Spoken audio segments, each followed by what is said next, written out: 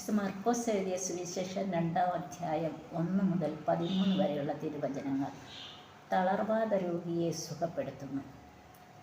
സമകാലീന സുവിശേഷകർ എല്ലാം രേഖപ്പെടുത്തിയിരിക്കുന്ന കർത്താവ് പ്രവർത്തിച്ച ഒരു അത്ഭുതമാണ് സഭാമാതാവ് ഇന്ന് നമ്മുടെ വിചിന്തനത്തിനായി നൽകിയിരിക്കുന്നത്. മറ്റടയാളങ്ങളും അത്ഭുതങ്ങളും നടപ്പാക്കുന്നതിൽ നിന്നും വളരെ വ്യത്യസ്തമായ ഒരു സന്ദർഭമാണ് ഈ തളർവാദ രോഗിയുടെ രോഗസൗഖ്യം.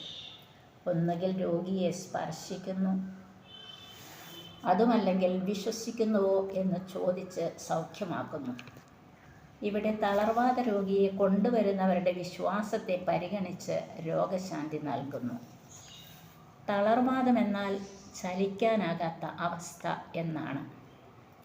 ഇങ്ങനെയുള്ള ഒരാളെ 4 പേർ കൂടി എടുത്തുകൊണ്ടുവന്നു. സ്ഥലം കഫർനാം, യേശുവിൻ്റെ സ്വന്തം നാട്.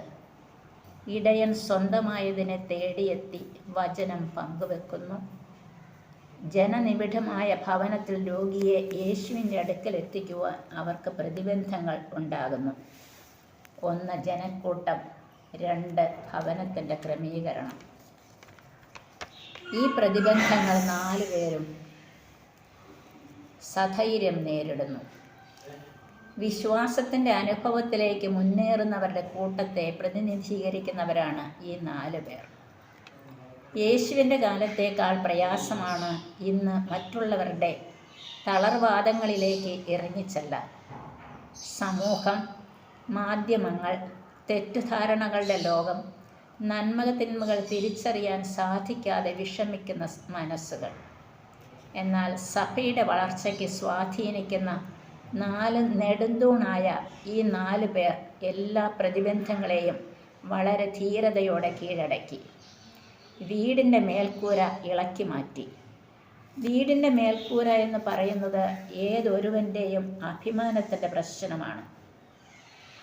ഇന്നത്തെ കോൺക്രീറ്റ് വീടുകളല്ല അന്നത്തെ യഹൂദൻ്റെ വീട് എന്ന് എല്ലാവരും പറഞ്ഞേക്കാം. മേൽക്കൂര മാറ്റാൻ പോയിട്ട് സ്വന്തം ആശയങ്ങൾ അപരന് മുൻപിൽ അടിയറ വെക്കാൻ തയ്യാറല്ല ഇന്നത്തെ നമ്മൾ. അതിനാൽ ഈ നോമ്പ് കാലത്ത് നമ്മുടെ മേൽക്കൂരകളെ അപരന് വേണ്ടി പൊളിച്ചു മാറ്റാം.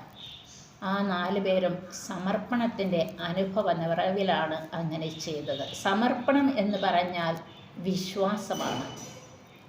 സമർപ്പണം പ്രവൃത്തി കേന്ദ്രീകൃതമായിരിക്കണം. പ്രവൃത്തികളില്ലാത്ത വിശ്വാസം നിർജീവമാണ്. അവിടെ ദൈവിക ഇടപെടലുകൾ സംഭവിക്കുന്നില്ല. അതിനാൽ നമ്മുടെ മേൽക്കൂരകൾ മാറ്റി ദൈവപിതാവിലേക്കും അപരനിലേക്കും അടുക്കാം.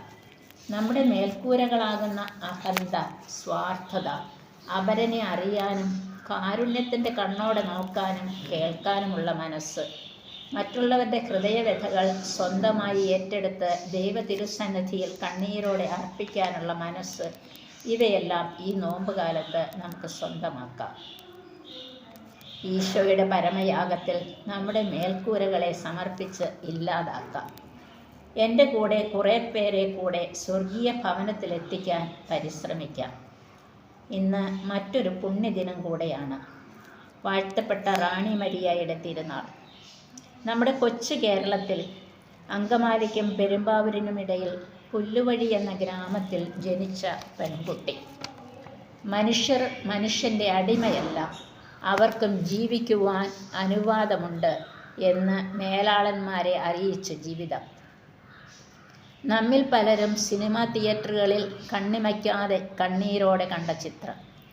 പാപ അടിമത്തം ഇല്ലാതാക്കാൻ യേശു സഹിച്ച പീഡകളിൽ കുറവ് വന്നിട്ടുണ്ടെങ്കിൽ അത് ഞാൻ പരിഹരിക്കുന്നു എന്ന് പറഞ്ഞ വിശുദ്ധ പൗലോസിനെ പോലെ സ്നേഹം കൊടുത്ത് അതിന് പകരം 72 കുത്തുകൾ ഏറ്റുവാങ്ങിയ സമർപ്പിത.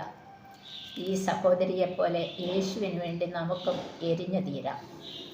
യേശു പാപമോചിച്ചിരിക്കുന്നു, കിടക്കയുമെടുത്ത് വീട്ടിൽ പോവുക എന്ന് പറഞ്ഞപ്പോൾ നിയമജ്ഞർ പിറുപിറുത്തു. നന്മയുടെ ഭരണികൾ വറ്റിച്ചു കളയുന്നവരുടെ അടുത്തും നന്മ ചെയ്യാം. അപരൻ്റെ തളർവാദത്തെ നമ്മാൽ കഴിയും വിധം സൗകര്യങ്ങളും സഹായഹസ്തങ്ങളും നീട്ടിക്കൊടുത്ത് സഭയെ, സഭാമക്കളെ സഹായിക്കാം.